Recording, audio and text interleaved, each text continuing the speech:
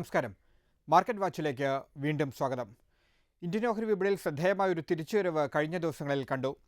Nifty 11,000-ന് മുകളിലാണ് വെള്ളിയാഴ്ച close ചെയ്തത്. 36,600-ന് മുകളിലാണ് സെൻസെക്സിൻ്റെ ക്ലോസിംഗ്.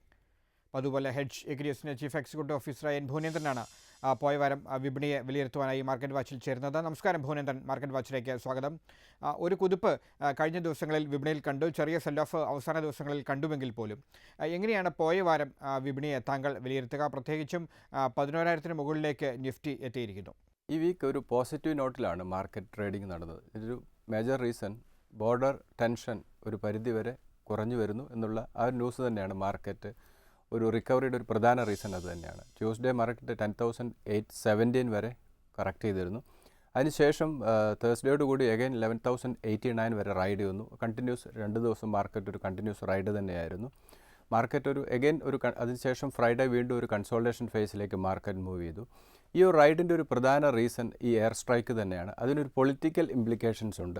അതുകൊണ്ട് തന്നെയാണ് മാർക്കറ്റ് ഇത്രത്തോളം വളരെ ഷാർപ്പായിട്ടുള്ള ഒരു റിക്കവറി വരാനുള്ള ഒരു പ്രധാന റീസൺ. പലപ്പോഴും പല നെഗറ്റീവ് ന്യൂസുകൾ മാർക്കറ്റിനെ ഹോണ്ട് ചെയ്യുന്നുണ്ടെങ്കിലും പ്രത്യേകിച്ചും ഗ്ലോബൽ ന്യൂസുകളൊന്നും അത്രത്തോളം മാർക്കറ്റിന് അനുകൂലമായിരുന്നില്ല. എങ്കിലും ഇന്ത്യൻ മാർക്കറ്റിൽ ഫോറിൻ ഇൻസ്റ്റിറ്റ്യൂഷൻസ് വളരെ ആക്റ്റീവായി പാർട്ടിസിപ്പേറ്റ് ചെയ്തു എന്നുള്ളതാണ്. ഈ വീക്കും ലാസ്റ്റ് വീക്കും നമ്മൾ FISൻ്റെ ഫിഗർ പരിശോധിച്ചാൽ വളരെ ആക്റ്റീവായിട്ടുള്ള FISൻ്റെ പാർട്ടിസിപ്പേഷൻ കാണാം. കാരണം ചില പൊളിറ്റിക്കൽ ഇംപ്ലിക്കേഷൻ അല്ലെങ്കിൽ പൊളിറ്റിക്കൽ ഡെവലപ്മെൻറ്റ് തന്നെയാണ് ഈ മാർക്കറ്റിൻ്റെ റൈഡിൻ്റെ ഒരു പ്രധാന റീസൺ. ശ്രീ ഭുവനേന്ദ്രൻ, താങ്കൾ തന്നെ സൂചിപ്പിക്കുകയുണ്ടായി ഈ റൈഡിൻ്റെ രാഷ്ട്രീയ കാരണങ്ങളെക്കുറിച്ച്. എങ്ങനെയാണ് താങ്കൾ ഇതിനെ വിലയിരുത്തുക? പ്രത്യേകിച്ചും ഒരു തെരഞ്ഞെടുപ്പിലേക്ക് രാജ്യം പോവുകയാണ്. തെരഞ്ഞെടുപ്പുമായി ബന്ധപ്പെട്ട നിരവധി വിലയിരുത്തലുകൾ നിരവധി അനലിസ്റ്റുകൾ നൽകിയിട്ടുണ്ട്. പുതിയ സർക്കാർ സംബന്ധിച്ചും പലതരത്തിലുള്ള പ്രഡിക്ഷൻ വിപണിക്ക് ഉണ്ട്. എങ്ങനെയാണ് വിപണി ഈ തെരഞ്ഞെടുപ്പിനെയും ഒപ്പം തന്നെ ഈ രാഷ്ട്രീയ നീക്കങ്ങളെയും കാണുന്നത്? അഭിലാഷ്, ഈ പൊളിറ്റിക്കൽ ഡെവലപ്മെൻറ്റ് അല്ലെങ്കിൽ പൊളിറ്റിക്കൽ ഇംപ്ലിക്കേഷൻ എന്ന് ഞാൻ ഉദ്ദേശിച്ചത് ഇന്ത്യ എടുത്ത സ്റ്റെപ്പ് ടെറർ ക്യാമ്പിനെ ടാർഗറ്റ് ചെയ്ത് അറ്റാക്ക് ചെയ്യുക എന്നുള്ള എയർ സ്ട്രൈക്ക് ഗ്ലോബലി തന്നെ അതല്ലെങ്കിൽ വേൾഡ് രാജ്യങ്ങളെല്ലാം തന്നെ അംഗീകരിച്ച ഒരു കാര്യം തന്നെ. US മിലിറ്ററി അറ്റാക്ക് ചെയ്യുന്ന രീതിയിലുള്ള ഒരു മൂവായിരുന്നു ഇന്ത്യ ഗവൺമെൻറ് എടുത്തത്. അത് ടാർഗറ്റ് ചെയ്ത സ്ഥലത്ത് എത്തുകയും അതിനൊരു പൊളിറ്റിക്കൽ ഡെവലപ്മെൻറ്റ് ഉണ്ടായി. അതോടുകൂടി കുറച്ചുകൂടെ ഗവൺമെൻറ്റിന് അനുകൂലമായ ചില മൂവ് അതാണ് പ്രധാനമായിട്ടും മാർക്കറ്റ് വിലയിരുത്തിയത്. അപ്പോൾ എന്തായാലും ഈ ഒരു മൂവ് മാർക്കറ്റിനെ സംബന്ധിച്ച് ഒരു പോസിറ്റീവായിട്ടുള്ള മൂവാണ്. പ്രത്യേകിച്ച് ഇലക്ഷൻ സീസൺ വരാൻ പോവുകയാണ്. അപ്പോൾ ഇലക്ഷനെ അടുപ്പിച്ച് ഗവൺമെൻറ്റിന് അനുകൂലമായ ചില മൂവ് വരിക എന്ന് പറയുന്നത് മാർക്കറ്റ് വളരെ പോസിറ്റീവായിട്ടാണ് കാണുക. അപ്പോൾ ഫോറിൻ ഇൻസ്റ്റിറ്റ്യൂഷൻസ് ആക്റ്റീവായി മാർക്കറ്റിൽ പാർട്ടിസിപ്പേറ്റ് ചെയ്യുന്നു എന്നുള്ളതാണ്. തേർഡ് ക്വാർട്ടർ റിസൾട്ട് മാർക്കറ്റ് പ്രതീക്ഷിച്ചാലും ബെറ്ററാണ്. അതേസമയത്ത് ഈ ഒരു പൊളിറ്റിക്കൽ ഡെവലപ്മെൻറ്റ് മാർക്കറ്റ് വളരെ പോസിറ്റീവായിട്ട് തന്നെ എടുത്ത്. അതുകൊണ്ട് തന്നെയാണ് ഇത്രത്തോളം ബോർഡർ ഇഷ്യൂ ഉണ്ടായിട്ടും മാർക്കറ്റിൽ റൈഡ് സംഭവിച്ചതിൻ്റെ ഒരു പ്രധാന റീസൺ ഈ ഒരു പൊളിറ്റിക്കൽ ഡെവലപ്മെൻറ്റ് തന്നെയാണ്. അപ്പോൾ വരും ദിവസങ്ങളിലും മാർക്കറ്റിൽ ഇത് കണ്ടിന്യൂ ചെയ്യാനുള്ള സാധ്യതയും ഈ FIS ആക്റ്റീവാകുന്ന നല്ലൊരു സൈൻ തന്നെയാണ്. അതേസമയത്ത് നമ്മളുടെ ഡൊമസ്റ്റിക് ഇൻസ്റ്റിറ്റ്യൂഷൻ ആക്റ്റീവ് സെല്ലിംഗ് മോഡലാണ്. അപ്പോൾ ഇത് ബാലൻസ് ചെയ്ത് പോകുന്നു എന്നുള്ളതും വളരെ പോസിറ്റീവാണ്. അപ്പോൾ തേർഡ് ക്വാർട്ടർ റിസൾട്ട് വളരെ ബെറ്ററാണ്. ഇൻഫ്ലേഷൻ, IIP വരുന്ന ഡാറ്റകൾ, മാക്രോ ഫാക്ടേഴ്സ് ഇന്ത്യക്ക് അനുകൂലമാണ്. ഇതൊക്കെ ഒരു ഫാക്ടർ തന്നെയാണ്. അതേ സമയത്ത് തന്നെയാണ് ചില പൊളിറ്റിക്കൽ ഡെവലപ്മെൻറ്റ്. ഇതൊക്കെ തന്നെ മാർക്കറ്റ് വളരെ പോസിറ്റീവായി കണ്ടു. അതുകൊണ്ട് തന്നെയാണ് മാർക്കറ്റ് 11,000 മുകളിലേക്ക് റൈഡ് വരാനുള്ളൊരു പ്രധാന റീസൺ ഇത് തന്നെയാണ്. ഭുവനേന്ദ്രൻ, അടുത്തയാഴ്ചത്തെ വിപണിയെ എങ്ങനെ കാണാം? പ്രത്യേകിച്ചും അടുത്തയാഴ്ച രാജ്യം തെരഞ്ഞെടുപ്പ് പ്രഖ്യാപന തീയതിക്കായി കാത്തിരിക്കുകയാണ്.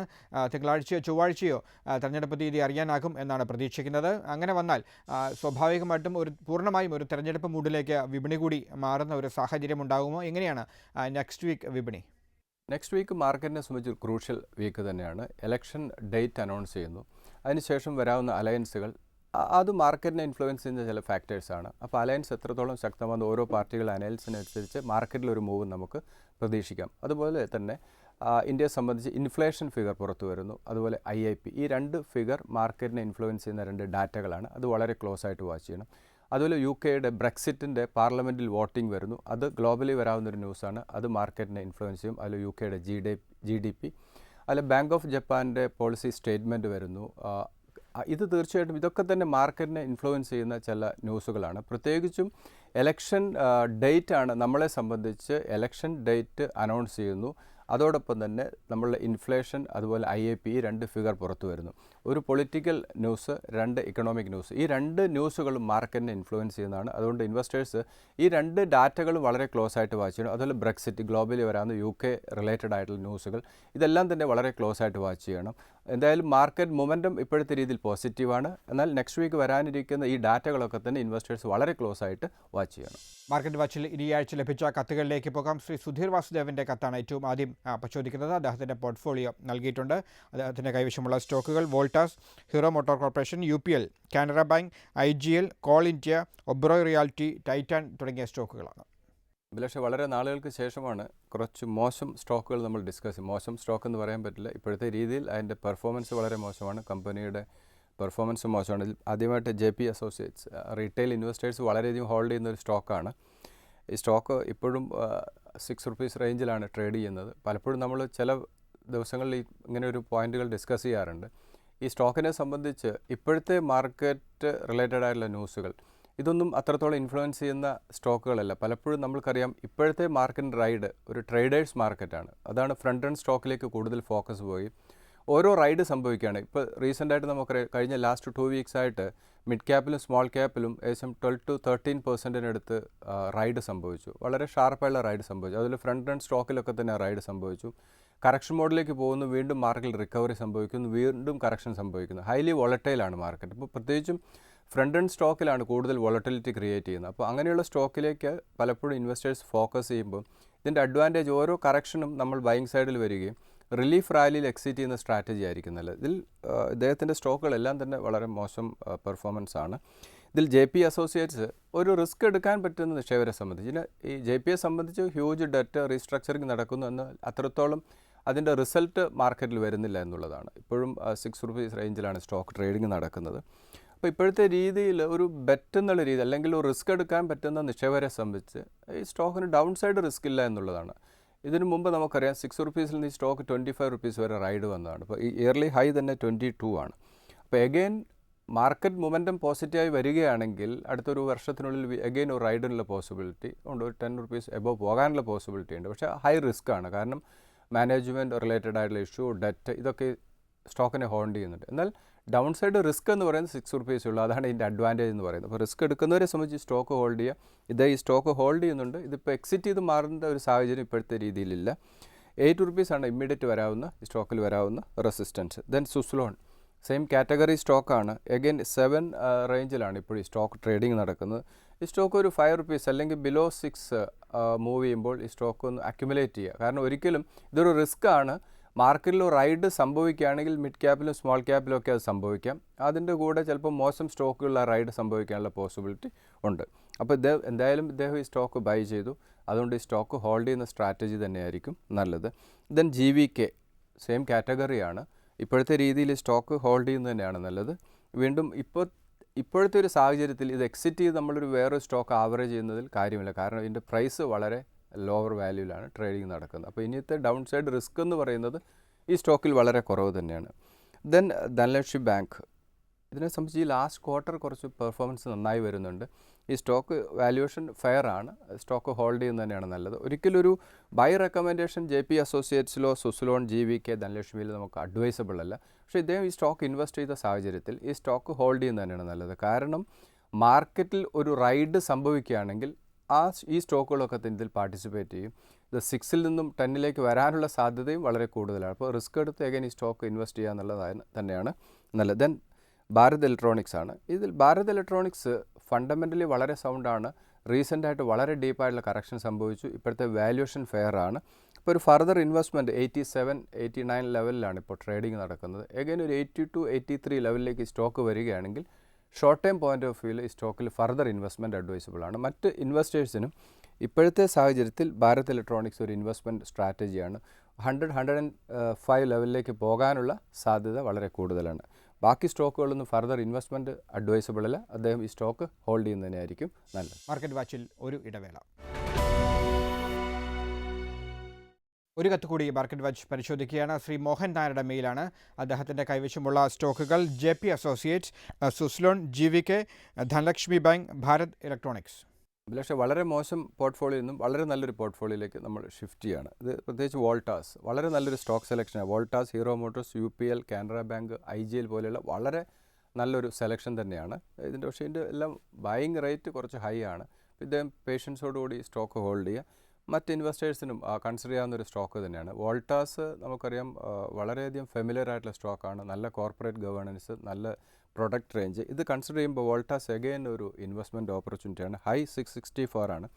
591 ലെവലിലാണ് സ്റ്റോക്ക് ഇപ്പോഴും ട്രേഡിംഗ് നടക്കുന്നത്. 560 ലെവലിലേക്ക് മാർക്കറ്റിലൊരു ഫർദർ കറക്ഷൻ സംഭവിക്കുകയാണെങ്കിൽ 560 ലെവലിലേക്ക് വരാനുള്ള പോസിബിലിറ്റി ഉണ്ട്. ആ ഒരു ലെവൽ ആ ഒരു ഇൻവെസ്റ്റ്മെൻറ്റ് ഓപ്പർച്യൂണിറ്റി തന്നെയാണ്. 640 ആണ് സ്റ്റോക്കിൽ ഇമ്മീഡിയറ്റ് വരാവുന്ന റെസിസ്റ്റൻസ്. ലോങ് ടേം വ്യൂവിൽ ഇൻവെസ്റ്റ്മെൻറ്റിന് കൺസിഡർ ചെയ്യാവുന്ന ഒരു സ്റ്റോക്ക് തന്നെയാണ് വോൾട്ടാസ്. ഹീറോ മോട്ടോഴ്സ് ആണ്. 3895 ആണ് ഇയർലി ഹൈ. ഇപ്പോഴത്തെ രീതിയിൽ അതൊരു കറക്ഷൻ മോഡലാണ്. 2715 ലെവലിലാണ് ഇപ്പോൾ ട്രേഡിംഗ് നടക്കുന്നത്. ഒരു ഡീപ്പ് കറക്ഷൻ ഓട്ടോമൊബൈൽ സെക്ടറിലൊക്കെ തന്നെ ഒരു കറക്ഷൻ സംഭവിച്ചു. അടുത്തൊരു ഓട്ടോമൊബൈൽ സെക്ടറിലും അതുപോലെ തന്നെ ഫെർട്ടിലൈസർ, IT സെക്ടറിലൊക്കെ തന്നെ, അതുപോലെ പ്രൈവറ്റ് സെക്ടർ ബാങ്കുകളിലും പബ്ലിക് സെക്ടർ ബാങ്കുകളിലൊക്കെ തന്നെ റൈഡിനുള്ള പോസിബിലിറ്റി. ഓട്ടോമൊബൈൽ സെക്ടറിലും public sector bank, private sector, അതുപോലെ ഫെർട്ടിലൈസർ കമ്പനികളിലൊക്കെ തന്നെ ഒരു റൈഡിനുള്ള പോസിബിലിറ്റി ഇപ്പോഴത്തെ രീതിയിൽ നിൽക്കുന്നത്. അപ്പോൾ ഓരോ കറക്ഷനും ഒരു ഇൻവെസ്റ്റ്മെൻറ്റ് ഓപ്പർച്യൂണിറ്റി ആണ്. ഹീറോ മോട്ടോഴ്സിനെ സംബന്ധിച്ച് 2550 ലെവൽ മേജർ ഒരു സപ്പോർട്ട് ലെവലാണ്. ആ ഒരു ലെവൽ വരുമ്പോൾ ഇദ്ദേഹം ഫർദർ ഈ സ്റ്റോക്ക് ഒന്നുകൂടെ ആവറേജ് ചെയ്യുന്ന നന്നായിരിക്കും. ഇദ്ദേഹത്തിൻ്റെ ബൈങ് റേറ്റ് 3500 ലെവലാണ്. ഇപ്പോൾ 2700 ലെവലാണ് സ്റ്റോക്ക് ട്രേഡിംഗ് നടക്കുന്നത്. അപ്പോൾ ഒരിക്കലും ഒരു സിംഗിൾ ഇൻവെസ്റ്റ്മെൻറ്റ് അഡ്വൈസബിൾ അല്ല. നല്ല സ്റ്റോക്കുകൾ അക്യുമുലേറ്റ് ചെയ്യുന്ന സ്ട്രാറ്റജി ആയിരിക്കും നല്ലത്. ഹീറോ മോട്ടോഴ്സിനെ സംബന്ധിച്ച് വളരെ നല്ല റിസൾട്ട്. ഇപ്പോൾ റീസെൻ്റ് ആയിരുന്ന സെയിൽസ് മാത്രം മോശമായി, പക്ഷേ എഗെയിൻ സ്റ്റോക്കിൽ റൈഡിനുള്ള പോസിബിലിറ്റി ഇപ്പോഴത്തെ രീതിയിൽ നിലനിൽക്കുന്നുണ്ട്. 2900 ആണ് സ്റ്റോക്കിൽ ഇമ്മീഡിയറ്റ് വരാവുന്ന ഒരു മൈനർ റെസിസ്റ്റൻസ് ആണ്. അപ്പോൾ ഇപ്പോഴത്തെ ഈവൻ കറണ്ട് ലെവൽ പോലും ഒരു ഇൻവെസ്റ്റ്മെൻറ്റ് അഡ്വൈസബിൾ ആണ്. ദെൻ UPL ആണ്. നമുക്കറിയാം കൂടുതൽ അഗ്രികൾച്ചറിനൊക്കെ കൂടുതൽ ഇമ്പോർട്ടൻസ് കൊടുക്കുന്നതൊക്കെ ഈ സ്റ്റോക്കിനെ സംബന്ധിച്ച് വളരെ നല്ലതാണ്. 820 ലെവലിലേക്ക് സ്റ്റോക്ക് വരികയാണെങ്കിൽ അതൊരു ഇൻവെസ്റ്റ്മെൻറ്റ് ഓപ്പർച്യൂണിറ്റിയാണ്. 864 ലെവലിലാണ് സ്റ്റോക്ക് ട്രേഡിംഗ് നടക്കുന്നത്. 900 ആണ് സ്റ്റോക്കിൽ ഇമ്മീഡിയറ്റ് വരാവുന്ന റെസിസ്റ്റൻസ്. UPLനെ സംബന്ധിച്ച് വളരെ നല്ല മാനേജ്മെൻറ്റ്, വളരെ നല്ല പ്രൊഡക്റ്റ് റേഞ്ച്, സെയിൽസ്, അതുപോലെ തന്നെ ഗവൺമെൻറ് കൊടുക്കുന്ന ചില ഇമ്പോർട്ടൻസ്, ഇത് കൺസിഡർ ചെയ്യുമ്പോൾ UPL ഒരു ലോങ് ടൈം ഇൻവെസ്റ്റ്മെൻറ്റ് സ്റ്റോറി തന്നെയാണ്. ദെൻ കാനറ ബാങ്ക് ആണ്. ഞാൻ നേരത്തെ പറഞ്ഞല്ലോ, പബ്ലിക് സെക്ടർ ബാങ്കുകളിൽ ഒരു റൈഡിനുള്ള പോസിബിലിറ്റി നിലനിൽക്കുന്നുണ്ട്. അത് കൺസിഡർ ചെയ്യുമ്പോൾ കാനറ ബാങ്ക് ഒരു ഇൻവെസ്റ്റ്മെൻറ്റ് ഓപ്പർച്യൂണിറ്റിയാണ്. 240 ലെവലിലേക്ക് വരികയാണെങ്കിൽ അതൊരു ഇൻവെസ്റ്റ്മെൻറ്റ് ഓപ്പർച്യൂണിറ്റി. 240-280 ലെവലാണ് സ്റ്റോക്കിൽ ഇമ്മീഡിയറ്റ് വരാവുന്ന റെസിസ്റ്റൻസ്. ദെൻ IGL ആണ്. IGLും ഒരു വലിയ ഇൻവെസ്റ്റ്മെൻറ്റ് ഓപ്പർച്യൂണിറ്റിയാണ്. IGL 320 ലെവലാണ് ഇയർലി ഹൈ. 280 ലെവലിലേക്ക് വരികയാണെങ്കിൽ 320 ഇയർലി ഹൈ ആണ്. 280 ലെവലിലേക്ക് വരികയാണെങ്കിൽ അതൊരു 289-290 ലെവലിലാണ് സ്റ്റോക്ക് ട്രേഡിംഗ് നടക്കുന്നത്. അടുത്തൊരു കറക്ഷനോടുകൂടി ഈ സ്റ്റോക്കിൽ ഇൻവെസ്റ്റ്മെൻറ്റ് അഡ്വൈസബിൾ ആണ്. 310 ആണ് സ്റ്റോക്കിൽ ഇമ്മീഡിയറ്റ് വരാവുന്ന റെസിസ്റ്റൻസ്. ദെൻ കോൾ ഇന്ത്യ ആണ്. കോൾ ഇന്ത്യയും ഒരു കറക്ഷൻ മോഡലാണ്. 215 ലെവൽ ഒരു മേജർ സപ്പോർട്ട് ലെവലാണ്. 231 ലെവലാണ്. എഗെയിൻ ഒരു ഡീപ്പ് കറക്ഷൻ മോഡിലേക്ക് ഈ സ്റ്റോക്ക് മൂവ് ചെയ്യുകയാണ്, കോൾ ഇന്ത്യ പോവുകയാണെങ്കിൽ അത് ലോങ് ടൈം നല്ലൊരു ഇൻവെസ്റ്റ്മെൻറ്റ് ഓപ്പർച്യൂണിറ്റി ആയിരിക്കും. പലപ്പോഴും സ്റ്റോക്കിൽ കറക്ഷൻ സംഭവിക്കുമ്പോൾ നമുക്ക് ഇൻവെസ്റ്റ്മെൻറ്റ് സൈഡിൽ വരാൻ ഒരു ഫിയറാണ്.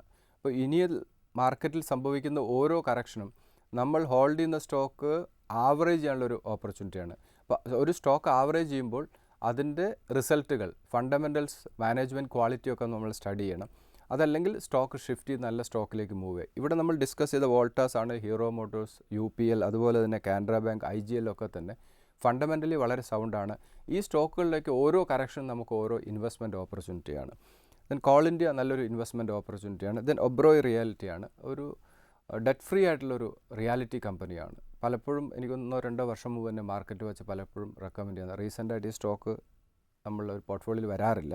ഒബ്രോയ് റിയാലിറ്റി 450 ലെവൽ ഒരു മേജർ സപ്പോർട്ട് ലെവലാണ്. ലോങ് ടേം വ്യൂവിൽ ഒരു സേഫ് ആയിട്ടുള്ള, ആ സെക്ടറിലെ സേഫ് ആയിട്ടുള്ള ഒരു ബെറ്റ് തന്നെയാണ്. 520 ആണ് സ്റ്റോക്കിൽ വരാവുന്ന ഇമ്മീഡിയറ്റ് വരാവുന്ന റെസിസ്റ്റൻസ്. Then ICICI പ്രൊഡൻഷ്യലാണ്. ആ ഒരു സെക്ടറിലെ ലീഡർ തന്നെയാണ്. എന്തായാലും ഒരു അൺടാപ്ഡ് ആയിട്ടുള്ളൊരു മാർക്കറ്റാണ്. ICICI പ്രൂവിനെ സംബന്ധിച്ച് ഒരു വലിയ ഇൻവെസ്റ്റ്മെൻറ്റ് ഓപ്പർച്യൂണിറ്റി നിലനിൽക്കുന്നുണ്ട്. 323 462 വരെ ഹൈ പോയതിന് ശേഷം ഒരു ഡീപ്പ് കറക്ഷൻ മോഡിലേക്ക് മൂവ് ചെയ്തു. 340 ലെവലിലാണ് സ്റ്റോക്ക് ട്രേഡിംഗ് നടക്കുന്നത്. 320 ലെവലിലേക്ക് വരികയാണെങ്കിൽ അഗൈൻ ഇൻവെസ്റ്റ്മെൻറ്റ് അഡ്വൈസബിൾ ആണ്. 360 ആണ് സ്റ്റോക്കിൽ ഇമ്മീഡിയറ്റ് വരാവുന്ന റെസിസ്റ്റൻസ്. അടുത്ത് ടൈറ്റാൻ ആണ്. ടൈറ്റാൻ വളരെ ഫെമിലിയർ ആയിട്ടുള്ള സ്റ്റോക്കാണ്. വളരെ ബെറ്റർ ആയിട്ടുള്ള റിസൾട്ട് അനൗൺസ് ചെയ്തു. വളരെ നല്ല പ്രൊഡക്റ്റ് റേഞ്ച്. ഈ സ്റ്റോക്ക് പലപ്പോഴും 650-700 ലെവലിൽ മാർക്കറ്റ് വെച്ച് പലപ്പോഴും അഡ്വൈസ് ചെയ്തതാണ്. എഗൈൻ ഈ സ്റ്റോക്ക് ഇപ്പോൾ 1000 ലെവലിലേക്ക് 1055 ലെവലിലേക്ക് റൈഡ് ചെയ്തു. എഗൈൻ 1000 ലെവലിലേക്ക് വരികയാണെങ്കിൽ ഒരു മേജർ ഇൻവെസ്റ്റ്മെൻറ്റ് ഓപ്പർച്യൂണിറ്റി തന്നെ. 1090 ആണ് സ്റ്റോക്കിൽ ഇമ്മീഡിയറ്റ് വരാവുന്ന റെസിസ്റ്റൻസ്.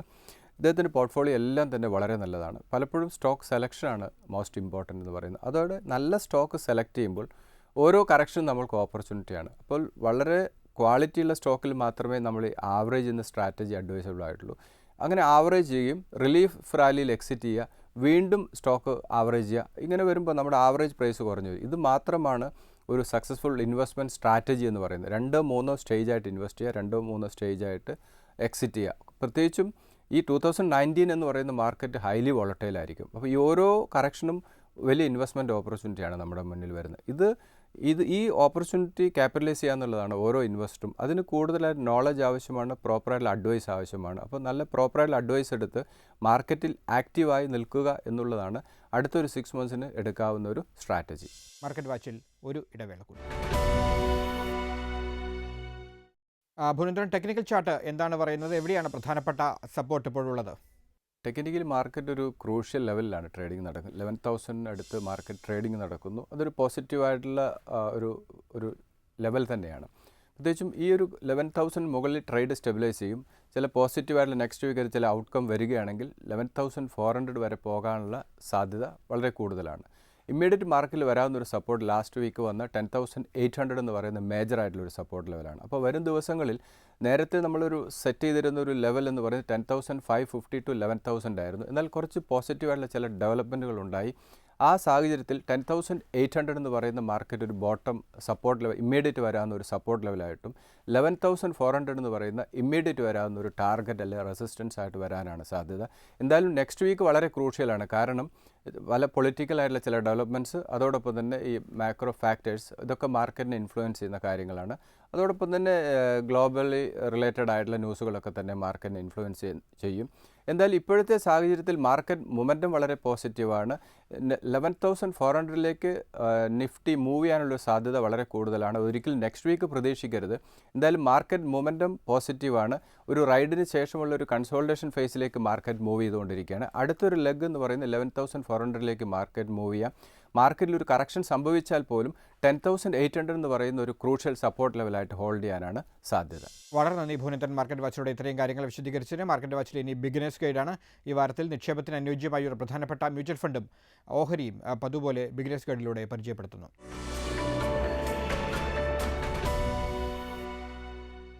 ഈ ആഴ്ച പരിചയപ്പെടുത്തുന്ന mutual fund Kotak standard multi cap ഫണ്ടാണ്. ഫണ്ടിൻ്റെ 72% ലാർജ് ക്യാപ് സ്റ്റോക്സിലും 17% മിഡ് ക്യാപ് സ്റ്റോക്സിലും ബാക്കി സ്മോൾ ക്യാപ് സ്റ്റോക്സിലുമായിട്ടാണ് നിക്ഷേപം നടത്തിയിരിക്കുന്നത്. ഇപ്പോൾ ഏകദേശം 57 സ്റ്റോക്സാണ് പോർട്ട്ഫോളിയോയിലുള്ളത്. അതിൽ top holdings Reliance, HDFC bank, axis bank, ICICI bank, L&T, Infosys, TCS, SBI, RBL bank, Petronet LNG എന്നിവയിലാണ്. കഴിഞ്ഞ 3 വർഷത്തിൽ 17.59% റിട്ടേൺസും കഴിഞ്ഞ 5 വർഷത്തിൽ 18.46% റിട്ടേൺസുമാണ് ഫണ്ട് കൊടുത്തിരിക്കുന്നത്. ഒരു 3 മുതൽ 4 വർഷം വരെ ഹോൾഡ് ചെയ്താൽ ഹൈ റിട്ടേൺസ് തരുന്ന ഒരു ഫണ്ടായിരിക്കും Kotak standard multi cap fund. Fund size 21,637 crore, NAV 32.65 rupees, minimum investment 5,000 rupees and minimum SIP 1,000 rupees. ഈ ആഴ്ച പരിചയപ്പെടുത്തുന്ന stock global 2 wheeler and 3 wheeler manufacturing കമ്പനിയായ ബജാജ് ഓട്ടോ ലിമിറ്റഡ് ആണ്. 2 വീലർ മാനുഫാക്ചറിംഗ് സെഗ്മെൻറ്റിൽ വേൾഡിൽ 6ാമത്തെ സ്ഥാനത്തും ഇന്ത്യയിൽ 2ാമത്തെ സ്ഥാനത്തുമാണ് ബജാജ് ഓട്ടോ. കൂടാതെ വേൾഡിലെ ലാർജസ്റ്റ് 3 വീലർ മാനുഫാക്ചറിംഗ് കമ്പനി കൂടിയാണ് ഇവർ. ഇവരുടെ എക്സ്പോർട്ട് ബിസിനസ് വളരെ സ്ട്രോങ് ആണ്. നൈജീരിയയിൽ 50% മാർക്കറ്റ് ഷെയർ ആണ് ഇവർക്കുള്ളത്. കഴിഞ്ഞ ക്വാർട്ടറിൽ എക്കാലത്തെയും മികച്ച എക്സ്പോർട്ട് നമ്പറാണ് ബജാജ് ഓട്ടോയ്ക്കുള്ളത്. ഏകദേശം 5.34 ലക്ഷം യൂണിറ്റുകളാണ് എക്സ്പോർട്ട് ബിസിനസ്. കഴിഞ്ഞ ക്വാർട്ടറിൽ നെറ്റ് പ്രോഫിറ്റിൽ വലിയ വർധന കമ്പനിക്ക് ഉണ്ടായിട്ടില്ല. റോ മെറ്റീരിയൽ കോസ്റ്റും എംപ്ലോയി കോസ്റ്റും അഡ്വർടൈസിംഗ് എക്സ്പെൻസസും കൂടിയതാണ് ഇതിന് കാരണം. വരും ക്വാർട്ടറുകളിൽ ഡൊമസ്റ്റിക് മാർക്കറ്റ് ഷെയർ 20% കൂട്ടാനാണ് കമ്പനിയുടെ ശ്രമം. ഇപ്പോൾ ഷെയർ കുറച്ച് ഓവർ വാല്യൂഡ് ആണ്. ഒരു കറക്ഷൻ ഈ സ്റ്റോക്കിൽ വരാൻ സാധ്യതയുണ്ട്. ഒരു 10% ഡ്രോപ്പ് വരുമ്പോൾ ഇൻവെസ്റ്റേഴ്സിന് വാങ്ങാനായി പരിഗണിക്കാവുന്നതാണ്. മാർക്കറ്റ് വാച്ചിൻ്റെ ഇലക്കം അവസാനിക്കുന്നു. വിപണിയെ സംബന്ധിച്ച നിങ്ങളുടെ സംശയങ്ങൾ തുടർന്നും എഴുതി അറിയിക്കുക. investment@asiannews.in എന്ന വിലാസത്തിലാണ് അയക്കേണ്ടത്. മാർക്കറ്റ് വാച്ചിനി അടുത്ത ആഴ്ച ഇതേ ദിവസം ഇതേ സമയം. നമസ്കാരം.